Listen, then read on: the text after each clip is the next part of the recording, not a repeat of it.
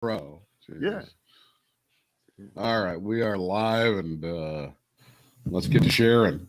Get to the whole sharing situation. Let's make like Ozzy Osbourne's wife and start sharing.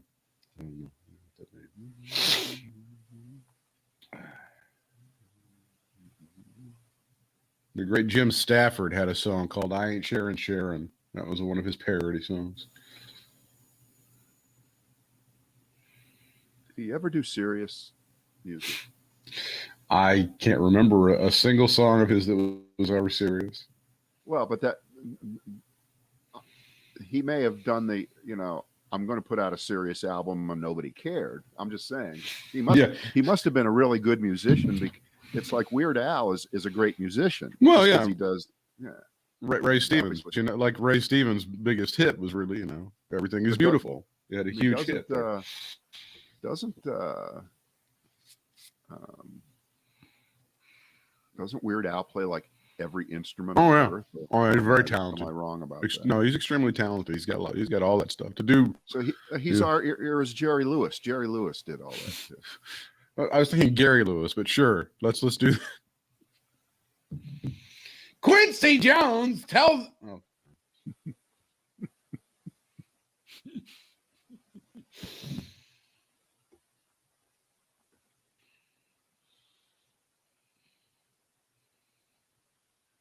Marlon Brando. Shut up. He's endlessly fascinated by that story, which is Cesar Romero. Danny Thomas. I went back and listened to the Patton Oswalt episode, and he is just as absolutely esoteric and granular as they are when it comes to stuff. He's a very bright guy. He really is. Yeah. Okay. Are we all set here? We're ready to rock and roll on a Thursday, baby.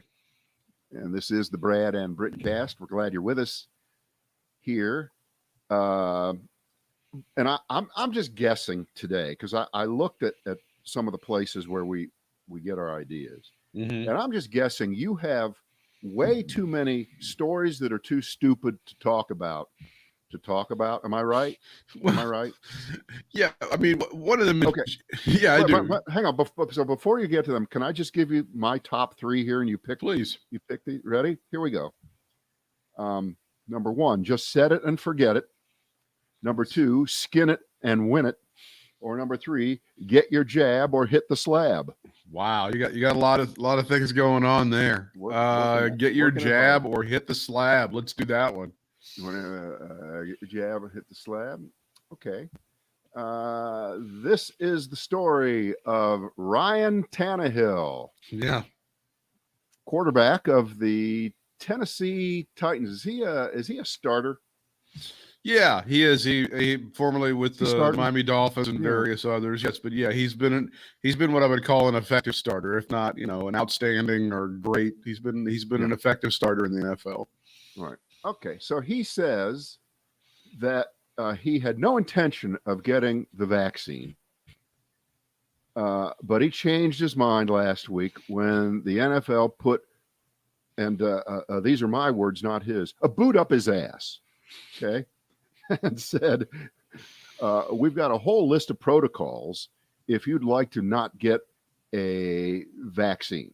Mm-hmm. So here's his quote. I wouldn't have gotten the vaccine if not for the protocols that they forced on us. I'm currently in the process right now, so that's where it's at. I think the NFL kind of made clear what they want to happen, and if you don't fall in line, they're going to try to make your life kind of miserable with these protocols. Now, can I stop here for just a moment? Please do.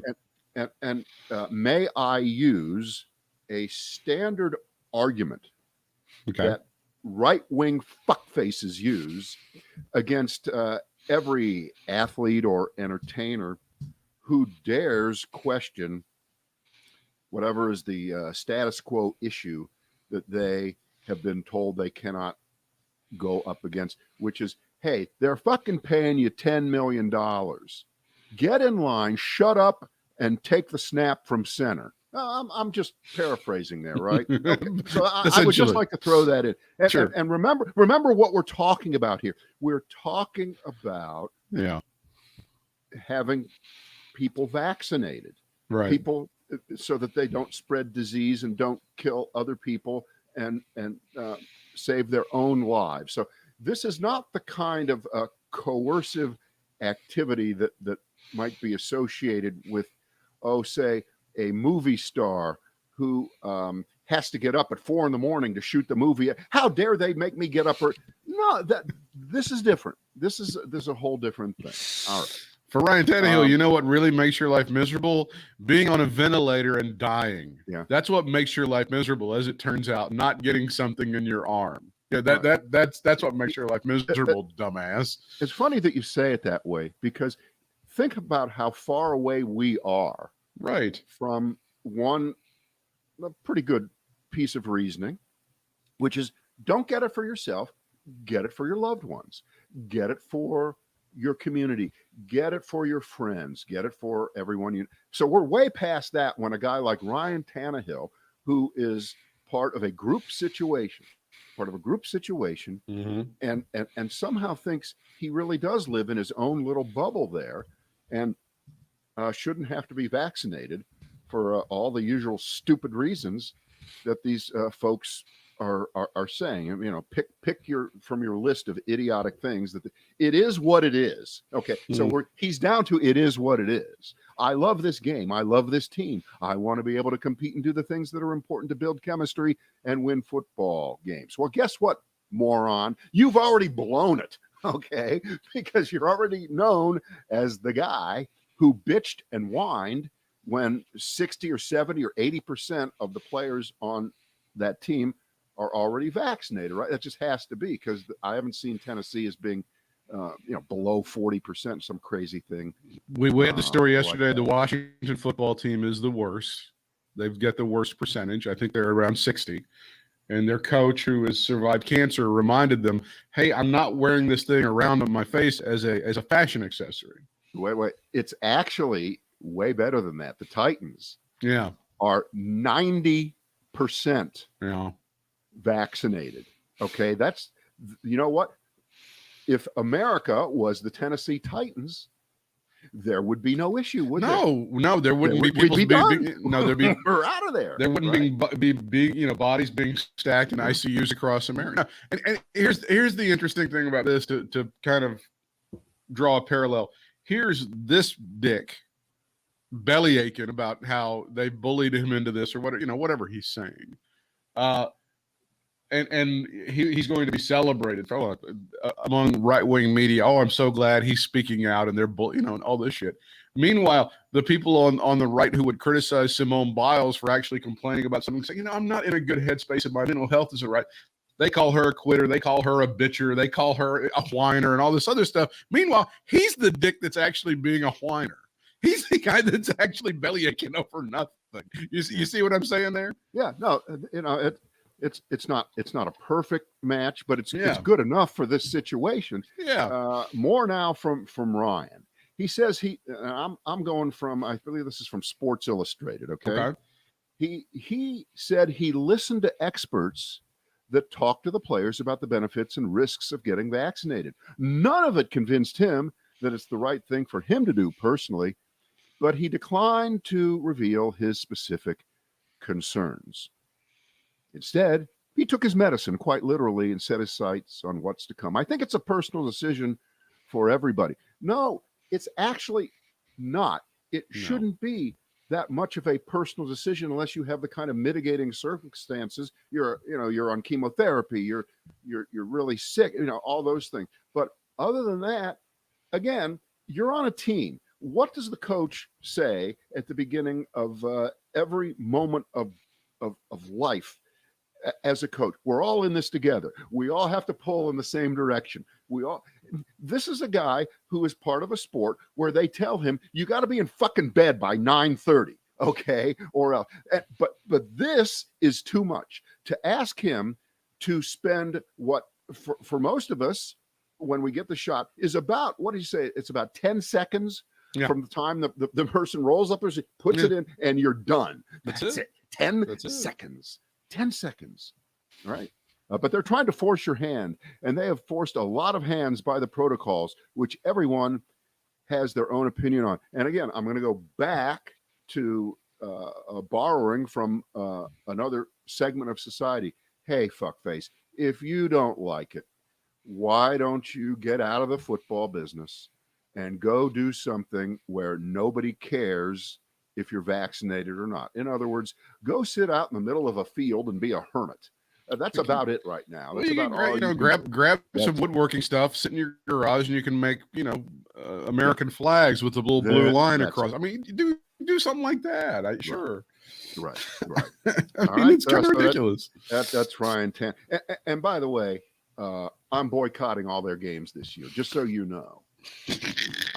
I'm just not going to stand for it. Okay. It is. It is somewhat surprising, as bad as the vaccination rates have been for the state of Tennessee, that their football team has gotten with the program. They've done very, very well. Isn't that is, boy, I'm glad you brought that up. I hadn't thought of that. It's almost weird. It is. You feel like, for instance, the Dallas Cowboys seem to reflect that Texas, don't tread on me, we're a separate world, we are the Dallas Cowboys, America's team attitude. And a few weeks ago, I think they were at the bottom of the list in terms of number of players vaccinated. So here comes Tennessee, a terrible state right now overall. And the team somehow, through whatever methods that the management used, or maybe they just have more intelligent players on their team, has this high vaccination rate. Good, by the way, just good. 90%. You don't hear about 90%. Hospitals don't have 90% of their employees vaccinated in a lot of cases, and they have to force the last 2% of people to get it. So good for the. If you were in any office situation and 90% of your office got vaccinated, they'd throw you a pizza party. I mean, maybe that would be a great thing for everybody. Right. All right. Here are the other two. Just set it and forget it, or skin it and win it. Skin it and win it. Let's do it. You're gonna love this one. This one just popped right before we started. And it's all about our old friend Wayne LaPierre, the head of the NRA. Shockingly, he still has that job. He still has that job. And what has he been bullied into at his job? Getting a free house, or what has he been bullied into? This has nothing to do with that. This is just more for your for that trash can you keep with crappy stuff about Wayne LaPierre and why is Wayne LaPierre alive and name your favorite person is dead, part of the my corollary on that recently has been how did John Belushi die of an overdose, but Donald Trump Jr. is still walking around breathing air. Perfect. You finished my thought, which was completely incoherent. I appreciate that, as always. Sure. All right. This is published today in the New Yorker. Okay. It's fall of 2013. And an export company in Botswana in Africa prepared a shipment of animal parts for Wayne LaPierre and his wife, Susan. Yeah. One of the business managers emailed Wayne and Susan. The couple, they got a list of trophies from their recent hunt and asked them to confirm the accuracy. 1 Cape buffalo skull, 2 sheets of elephant skin, 2 elephant ears, 4 elephant tusks, and 4 front elephant feet. Once the inventory was confirmed, the email says, we'll be able to start the dipping and packing process. 10 days later, Susan wrote back and said, that's fine. Just make sure that there's no connection to us, that our names are not near this. Okay. No connection to us. She told the shipping company to use the name of an American taxidermist as the co-signee for the items and requested the company don't use our names anywhere if at all possible. They also in addition to the elephant trophies, they got an assortment of skulls and skins from warthogs, impalas, a zebra, and a hyena. And once the shit got here, it went to Virginia, where they live, and the skins were prepared so they could make important personal accessories like handbags. I assume those are for Susan.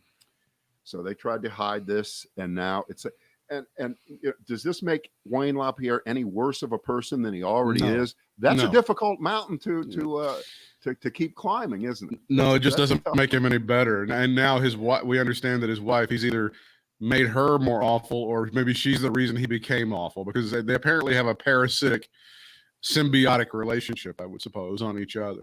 They're just dreadful people. Again, this is where you wish that they were in a fishing shop somewhere in Montana and somebody could get in their face and go, hey, listen, you're an awful human being and just a waste of cells. You wish I wish that whoever did that to Tucker Carlson would just go around. That's your job from now on. You just approach people at 7-Eleven or the grocery store or whatever, and you just go, just so you know, America is aware that you are dreadful and just an oxygen thief. Thank you and good night, sir. That I wish that would be it. All right, and the final one, of course, is just set it and forget it. And that's, of course, about the death of Ronco, 86 years old.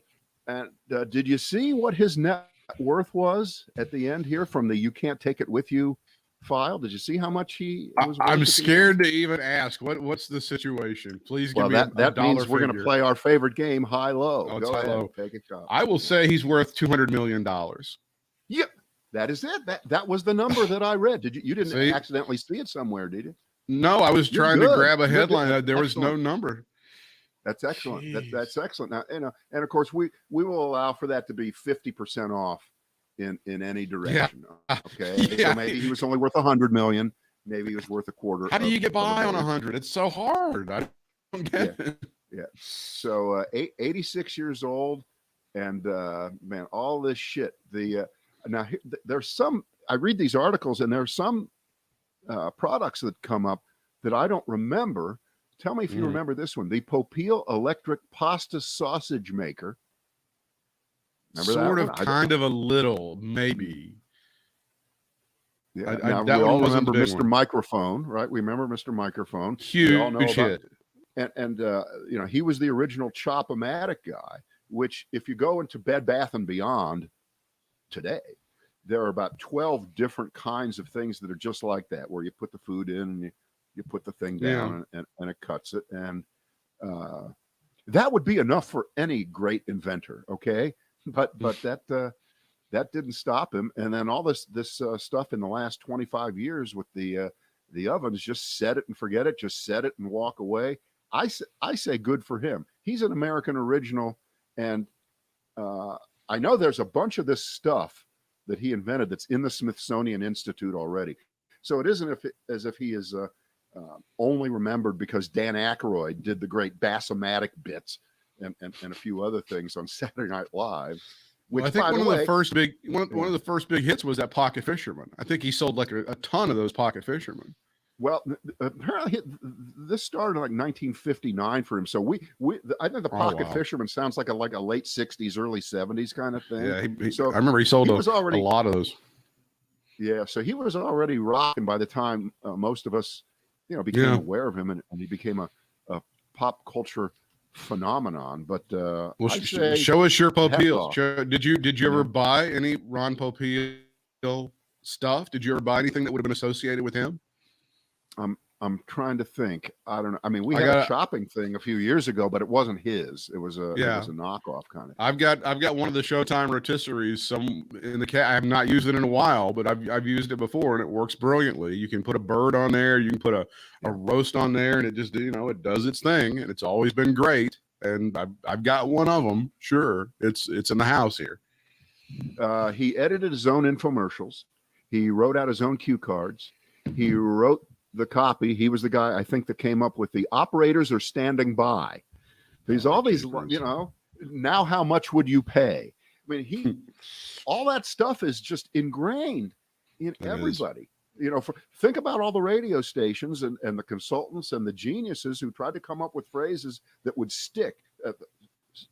Few of them do, but his stuff certainly did. Hey, good looking. I'll be right back around to pick you up. Pick you up later. Mr. It Microphone. Says, Wikipedia says that Popeil has been referenced in the music of Alice Cooper, the Beastie Boys, and Weird Al Yankovic. He's become a pop culture icon going back days or years rather. In Malcolm Gladwell's book, What the Dog Saw in Other Adventures, Popeil is interviewed, and many of his products, most notably the Veg-O-Matic, Brad, and the Showtime rotisserie are discussed. Yeah. I mean, it's always, it is interesting when you have somebody, because it's not a gene that I possess, or the people who can do sales in whatever way that they do it, to see them go through and be really good at that. I'm always fascinated by it, because again, it's something that I can't do. And he, for whatever annoyances that he had or whatever, he could sell. Well, he had his lane and he could do it. I don't mean to nitpick and fact check you here, but Britt, the Veg-O-Matic was the successor to the Chop-O-Matic. Okay? Of course. The Chop-O-Matic was first, and then came the Veg-O-Matic. And we want to be accurate for the historical record. We don't want anybody to be confused, to think that Veg-O-Matic came out first. It was the next product. It was the next Apple phone. It was the next thing. So. I'll say this, again, in changing times when technology came and changed the entire media land, there was always something somewhat comforting about seeing those commercials, whether he was doing the knives and he'd get his daughter involved. They've had fake Uncle Jim. Uncle Jim says you got to put the boning knife in there and you have to make it free and pay for, they would always, there was something kind of comforting about the hokiness of it, or something that really appealed to a broad swath of America, obviously. Yeah. See, I can't recall the exact details, but there was a point, I think in the 80s or 90s, where the company split off, and Ronco went this way, and he went bankrupt. But he came back. He made the full comeback, totally turned it back around, and I think his book was called Salesman of the Century. Great name. Yeah. Great name for a book. Can't argue with it. So good for him. Good for him. Yeah. By the way, the one item that I thought, did anybody really buy this? The egg scrambler. You'd stick this pin in the egg, and it would mix it around before you crack in the shell. Yeah, in the shell. Right. And I thought that is truly the most unnecessary thing ever, because the problem with making eggs, if there are any, has nothing to do with where it's mixed, how it's mixed, who mixes it, when it's mixed. But okay. He probably sold 8 million of those too. What do I know? If I could just scramble the eggs inside the shell, I'd eat so many more eggs. But it's such a hassle. Yeah. Let's update a couple of stories. This one was from over the weekend. We talked about it earlier this week, and we were just mentioning the Tennessee Titans, formerly the Tennessee Oilers, Brad, as they moved, of course, to Memphis in 1997 and then made their way to Nashville. And they're very well vaccinated these days, by the way. They are. Very well under normal circumstances, you would hear a talk show host like Phil Valentine criticizing them for getting on board with the vaccination thing. But unfortunately, we update this show now, and I should have no joy in this. But Phil Valentine is now on a ventilator. Oh boy. And battling COVID-19. As you know, the statistics show that in many cases, when you get on the ventilator, you don't come off, and he is not a young man. We wish him the very best, but if there is something to be learned here among his audience, I hope that this is a wake-up call in some way, shape, or form. It won't be.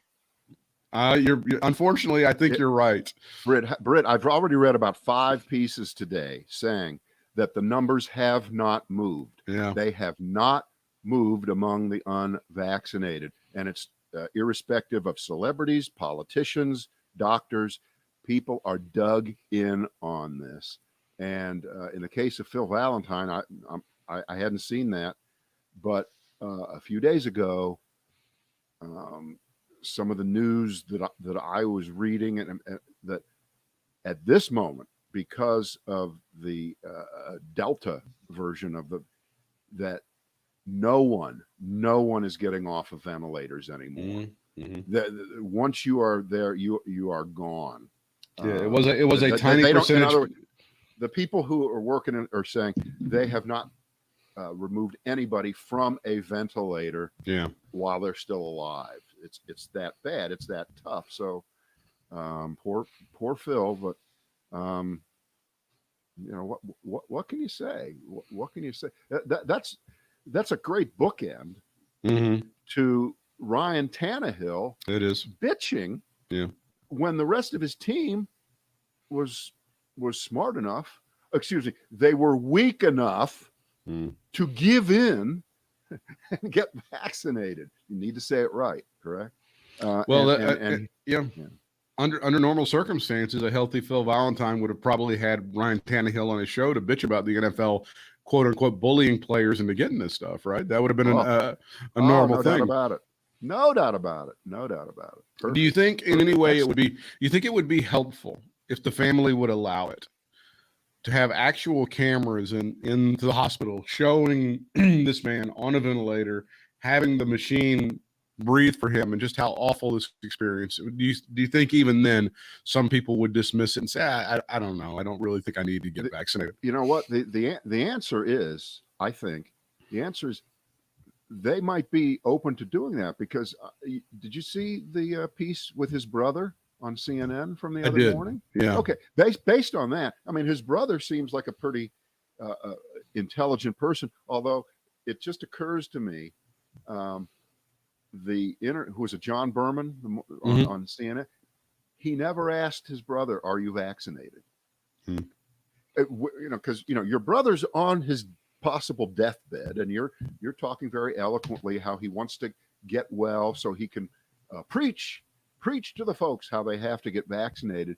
I really think you have to ask everyone like that, like his brother at this moment, well, are you vaccinated? Because I'm pretty sure he is, but I don't recall it.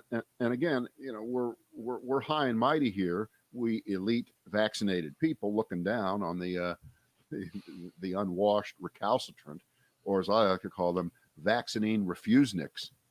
Nobody's picked up on that. I'm going to copyright that one. Vaccine refuseniks. I like that. That's very cute. Yeah, because they throw you in jail in other countries for being a refusenik. Particularly, I think that was a Stalinist era kind of a thing. It's too difficult to read the quote from just a couple of days ago on many, because Phil Valentine actually put this on his Facebook page. Yes, the rumors are true. I have COVID. Unfortunately for the haters out there, it looks like I'm going to make it. That looks like something that will apparently go on his tombstone at this point. And again, as you say, I don't know if anybody's that's a very Limbaugh kind of thing. Right. That is the story here. It's about the haters that are wishing him not well. That really is the story, isn't it? Yeah. That is really what's going on. The Simone Biles story. Now, for the most part, I think people have been very, very supportive, and they've understood, and they've said, I think what we're seeing, this is part of a generational change in sport, where this generation of folks, you've already seen a lot of NFL players who are in their 20s say after 3 or 4 years, I'm done, I'm out. I'd like to be able to remember my name when I'm 40 or 42. So I'm going to quit. And people, of course, are like, and the same thing is similarly true with Simone Biles. We'll go to this story first. Texas Deputy Attorney General apologizes after calling Simone Biles a national embarrassment. He was highlighting a picture of Carrie Strug from the 1996 Olympics. I think that was Atlanta, where she was competing with actually a broken, I believe it was ankle, and ended up winning a gold medal. I'll play the game as you played earlier this week. What would be the major difference between a Carrie Strug and a Simone Biles, just off the top of your head, Brad?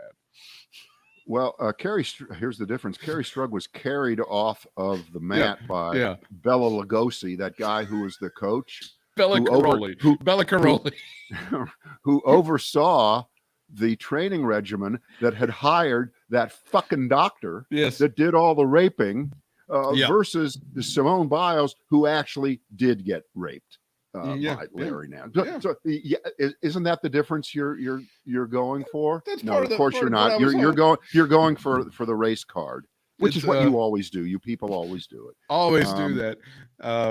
Again, I think people are, obviously, again, this is like almost too stupid to talk about, but it we'll is talk almost about it because the degree of difficulty of what gymnasts are doing out there is so far beyond normal human movement that we can't even begin to imagine it. Although we do see when they do double or triple twists or flips, we're always thinking, we've always thought it, everyone thinks it, if they don't make the turn exactly correctly, they're going to end up on their neck and they will be carried off on a board and never walk again, which is why the average person would never go try to do anything like that. They're well trained, and it's all about having the confidence to do it. And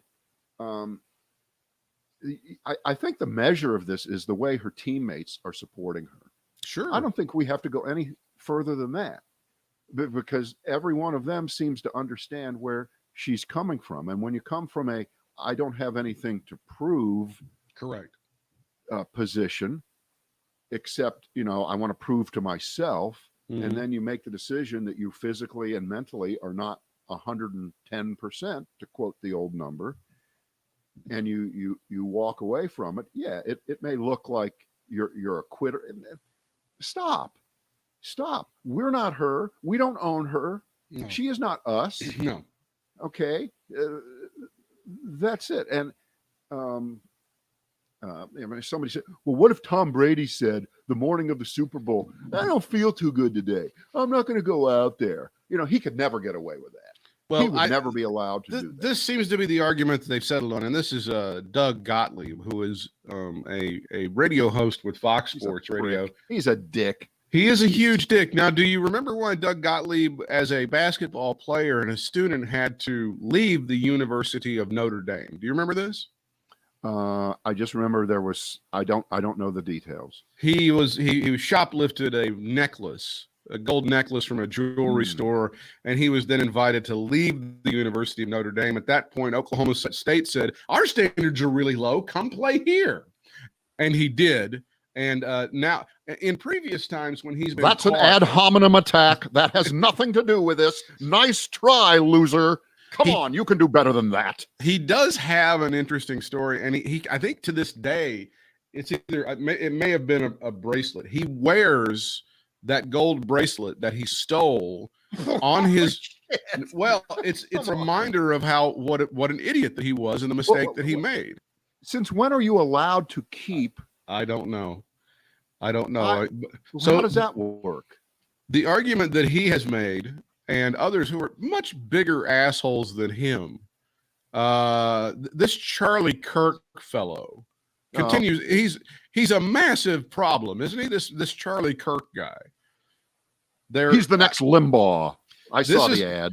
You did see it from the people at the Salem radio networks who have gone. They really are the craziest of the crazies on right-wing radio. They are pushing him as like, well, others have rolled out their insanity to replace Rush Hudson Limbaugh III. We've got the real crazy dick you need to put on from noon to 3.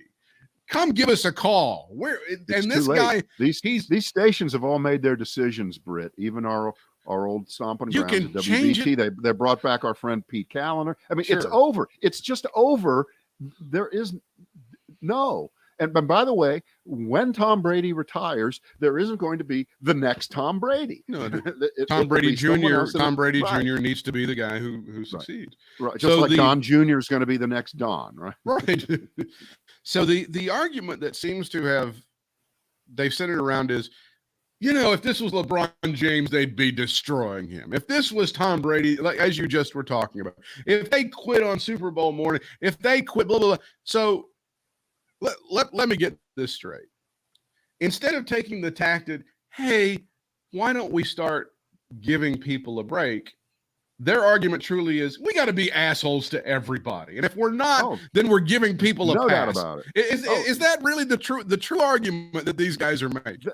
That's not even a question. Remember, since cruelty is the point, that's the Trump thing. It doesn't matter what the subject is. You have to go to the bottom of the barrel each time if you don't, then your fans are disappointed in you. Yeah.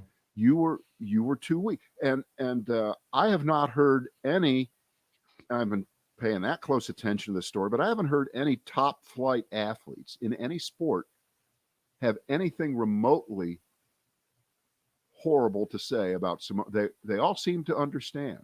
It's funny, the people who perform at the very top of other sports, they kind of get it. Right.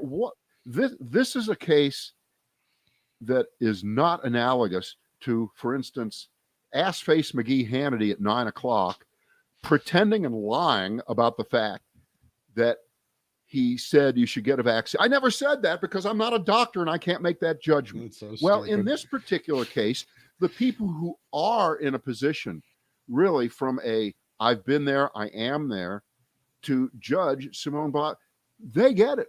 They understand. They walk away. And by the way, remember, the greatest athletes in the world that we can name who walked away at the very top of their games are not thought of, for the most part, as quitters, although I think that in Detroit, a lot of people still think Barry Sanders was a quitter. Right. Because he quit at 30. Yeah, okay. Right at the top of his game. Yeah. Right. And I do believe that Barry Sanders has all his wits about him. And he probably realized that if you become one of those 37-year-old running backs who keeps bashing his head, you might end up with Swiss cheese between your ears. So good for him. But from Jim Brown to there are a bunch of people who quit right at the very, very top for their own personal reasons, and we don't think less of them. No, we really don't. And in Simone Biles' case, it's unfortunate, but you know what? What would be worse? I guess for folks who are criticizing her right now, this is way worse than had she, quote unquote, powered through and severely injured herself to become a quadriplegic the rest of her life, like Roy Campanella, okay, who was in a car accident, by the way. Sure, sure. But they would feel better about her, right? They would not criticize her for one moment. They wouldn't even question why did you do that if you didn't feel you had it all. And if she then said, well, I felt so much pressure, I went out there and did it. That would have been a better thing. That's John Wayne. I think that's Vin Diesel. That's tough guy shit. Well, I think that's a great corollary. America was great when people were being forced to do shit they really didn't want to do, and that's what's made us great. People like Earl Campbell, whose kneecaps were turned, 180 degrees. Athletes, People in general, just folks in general who were forced to do shit they didn't want to do because the reward was so great, whether it was in the public eye or whether it was monetary or whatever. And Simone Biles needs to get with the program and just do the shit you don't even like to do, because that's how America is. And you're effing up America. Just like Ryan Tannehill, right? Okay, not quite the same thing. That seems to be being forced to take a vaccine is the same as being forced to go out on the field when you're injured and risk your life, right? Yeah. That would be the Doug Gottliebs of the world who pretend that they're being they're tough guys. Again, these would be the first guys that when somebody gets on Twitter and starts mouthing off, they would call them Twitter tough guys. It's really great for Doug Gottlieb, who had a decent career, didn't really make it in the NBA, played overseas and stuff, to get behind a microphone and go, oh, by God, you should go out there and do it even if you don't like it, because that's what America's great about, and we're giving her a pass and blah, blah. It's really great for you to do that from the comfort of your own studio where your ass is in a very comfortable chair. You don't have any idea what kind of pressure this 24-year-old woman has been under for her entire life. And if she says, hey, wait, stop the world, I'd like to get off, instead of saying, no, we're dicks to everybody, maybe your actual take would be, maybe we should stop being dicks to everybody. Right. And by the way, I don't think this is an outrageous thought at all. And it's not liberal claptrap, and it's not wishful thinking. When you hear her talk, when you listen to how brilliant, I'm not saying smart, she's brilliant. She is. At age 24, she is likely to have a great influence on the world by a factor of 10,000 compared to what she's done twisting and turning as a gymnast for a couple of Olympics and setting records and standards that will be tough to break. That's great. And at some point, like the gymnasts that you see now who come on the Shannon Millers, the people who were in the Olympics 25 years, whose names you almost don't remember anymore. You have to be reminded of who they were and when they won, right? Exactly. Even though there's this illusion that everybody cares about gymnastics in the Olympics and everyone's watching. No, they're not. Fuck. They care. They care for about 5 seconds. Right. That's what happens. But her potential to be a positive influence, not just on the world of no one's ever going to listen to her, Britt. No youngster. They're going to just say, "Oh, there's the quitter. I don't have to listen to her." That's the Gottlieb version of this, right? That would be the Gottlieb version. I guess that's the Gottlieb version. But she's got so much to offer that she could become the Jimmy Carter of gymnasts. In other words, have a much better post-gymnastics career than just during the gymnastics world, which was pretty good. And I believe I'm correct about this. She is the only current gymnast who was part of the sexual assault rampage by the guy that got tagged for it. She's the only one. Right. Now, that in and of itself would be enough of a burden that you just have to ask, how the hell did she get this far? How did she get to this point?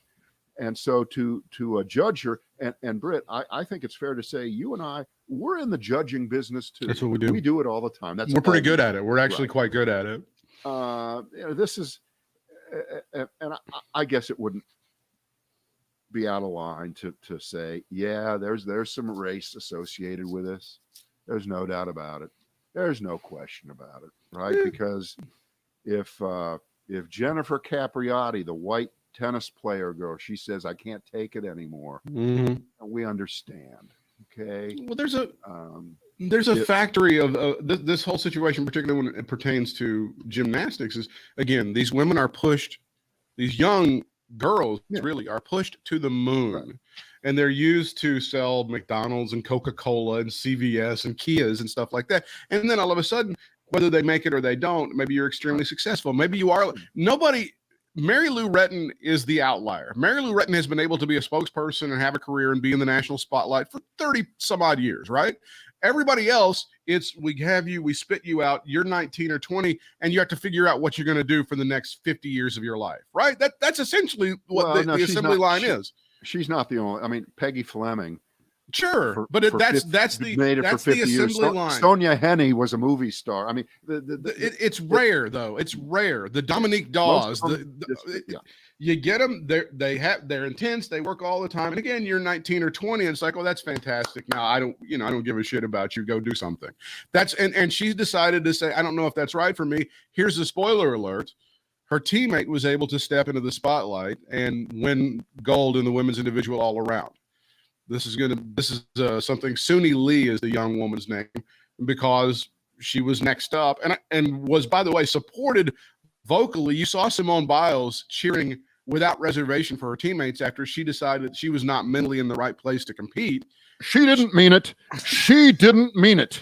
So now here's this woman, Suni Lee. I don't know how old she is. I don't know if in 3 years, because of what's going on, she'll compete again. Maybe in 3 years she goes, the spotlight was kind of bright. I think I'm going to step out. Excuse me. Can we just go back to not giving a shit about gymnastics and move on? Let's pick another subject. Let's go. We're done. We're done. I did want to run this by you because I'm looking at some of the vaccination rates in our county and the counties that are around us. This is according to the New York Times, which, again, specious information. I don't know. They've covered it very well. According to them, and I'm not sure how far back this goes, but it's fairly current.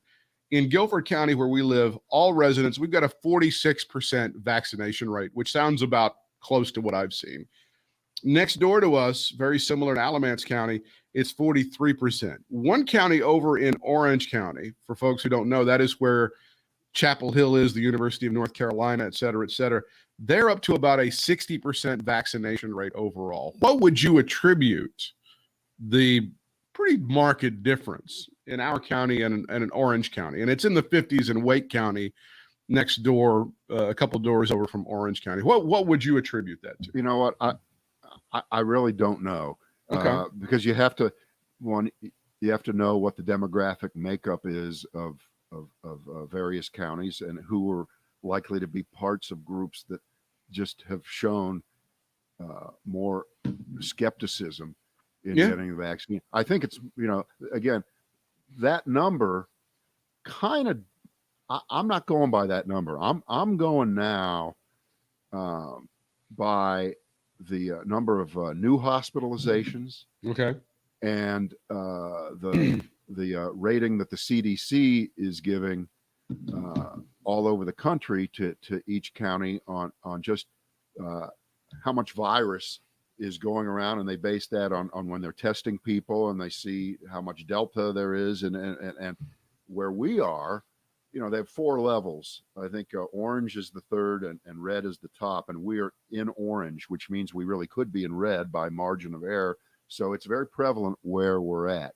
And that national map, when you pull back, it absolutely looks like the 2020 presidential election. I mean, the red is through the middle of the country, down through the southeast, and the blue, the colors of more vaccinated areas are along the coasts and through the upper Midwest. And, you can't help but come to that conclusion. And I know, and it isn't just Jim Cramer. Everyone is beating the shit out of the advisories on masks, and how come back in May you said take them off, and the rest of it, and I get that. I understand that people are upset.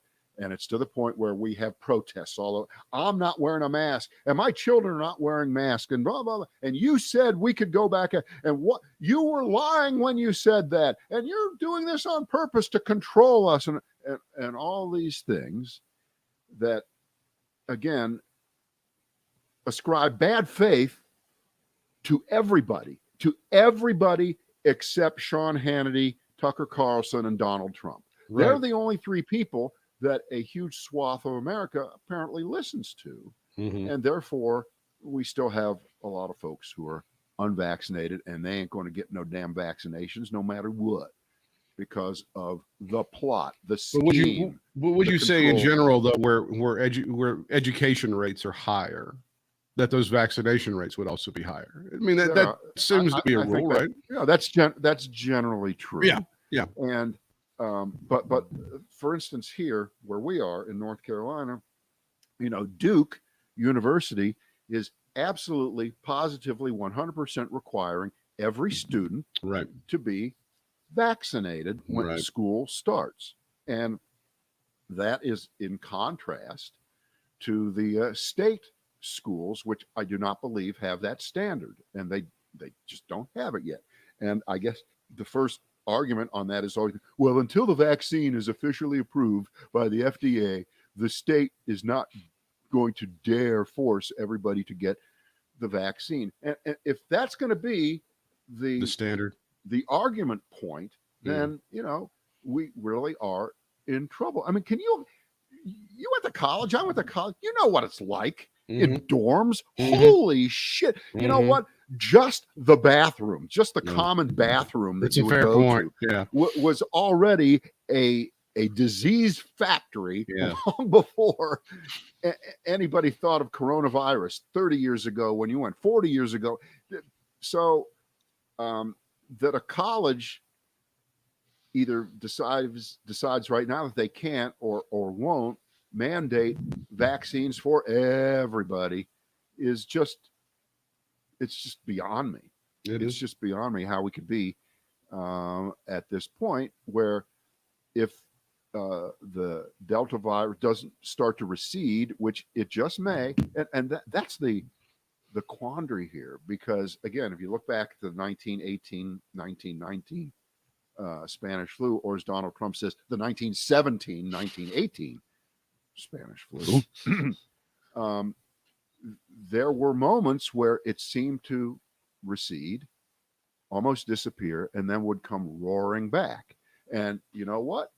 We're seeing that, aren't we? Yeah, we are. I mean, we thought it was true. And so if we're now at a point where, if you look over at Britain, where they've started to recede again, and we're usually several weeks behind them, you could make the argument, but you don't want to, because you can't let up. You can't. What we've learned now is you can't give people false hope. False hope being, we believe it's over. That's probably false, but let's pretend that it is over or almost over, because that feels better for everyone and we want it to be over. That's false hope. That, 3-4 weeks from now, what's going on in hospitals all over the country where the virus is really running rampant, and where we are, Britt, I think, 3 weeks ago at Moses Cone, they had 6 people in intensive care. Now they have 25 or 30. Well, do the math. That's a big increase. Huge. And that if that continues on exponentially, we're really going to have a problem. But it doesn't seem like that's in the cards, but it might be if everybody just says, well, fuck it, I'm not wearing a mask, I'm sick of it. I just don't care. And the people who are unvaccinated spread it among themselves, and the virulence of the virus is enough to penetrate, and we get some outlying vaccinated people who do start to test positive. And remember, this is like hostage exchanges, where we're the good guys and the bad guys, they have our hostages. So we would always have to give up 1,000 of theirs to get one of ours back. Remember that? I do remember this, yeah. And Israelis go through this all the time. All the time. All right. If one Israeli soldier is captured, okay, the only way they ever get him back is to give up 800 Palestinian terrorists. It was always that way. And we know who really values life more, but I'll stop there with that comparison. But in this case,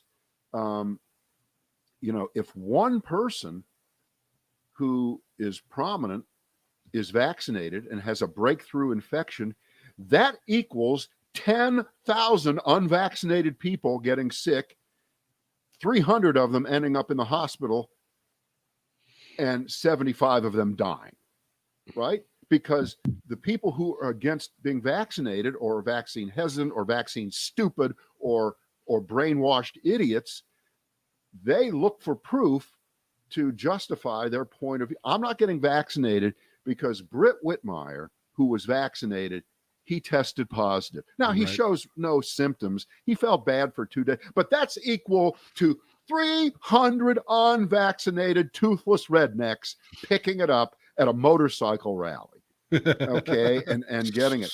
And by the way, the big dumbass gathering of the week is not in a red state at all. It's in Chicago. It's Lollapalooza time. Yeah. Now, they've set up all kinds of stringent rules to go to Lollapalooza. And yes, I have a daughter who lives in Chicago. No, she's not going to Lollapalooza. Oh, that's unfortunate. But she didn't go before. Okay, yeah, so it didn't matter. I'm pretty sure she didn't go before. I'll check. But that's a super spreader event waiting to happen. Now, they've got all kinds of rules saying you have to show proof of vaccination. And if you don't have proof of vaccination, you have to show you've been tested ahead of time and all this kind of stuff. Well, that might be a clue that it's probably not a good idea to have it, but they canceled it last year, right?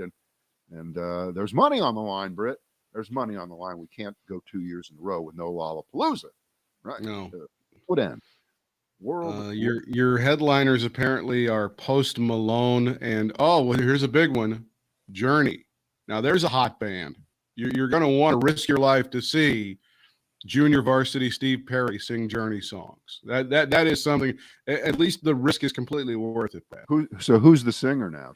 Who is? Oh, it's they had a Filipino kid that really sounds a lot like him for a while, but I think that's who's doing it. And when they had them at the Rock and Roll Hall of Fame, apparently Steve Perry and this guy embraced. So he kind of gave this guy his blessing. So all is well. Go out there and don't stop believing in your ability to get on the ventilator. Right. And in the words of Tom Brokaw, I'll say it, that would be the worst thing for him to ever have to say. And always remember, there is no South Detroit. If you're in South Detroit, you're in Canada. I'll leave you with those words. Thank you. Thank you very much. See you.